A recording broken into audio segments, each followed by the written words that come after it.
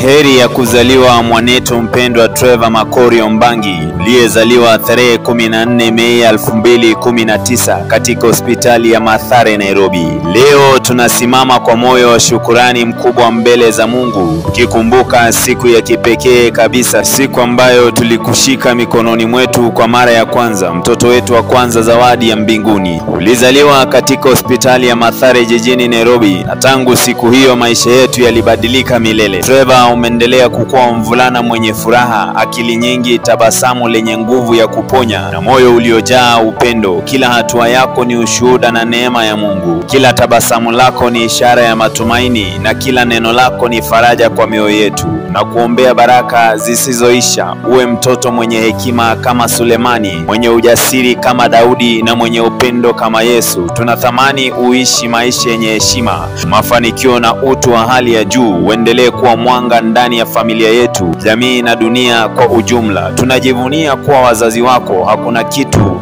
tunachotamani zaidi ya nafasi ya kukuona ukikua, ukijifunza, ukishinda changamoto na kuendelea kung'aa daima. Tutakuwa nyuma yako, tutakuongoza, tutakusomesha, tutakuombea, na tunakupenda na tutakupa masharti bila shaka. Trevor, leo tunakutakia furaha isiyokuwa na kifani, afya njema katika kila hatua, marafiki wa kweli na familia yenye upendo, mafanikio katika kila jambo. Kutoka kwa wazazi wako tunakupenda sana. Tunasema happy birthday na hongera sana kwa kuzaliwa kwako. Hii ni Sauti ya Dhahabu. Jina langu ni Kelvin Nyakundi. Hakika ipo siku Afrika na dunia mzima bila shaka itafurahia kwa sababu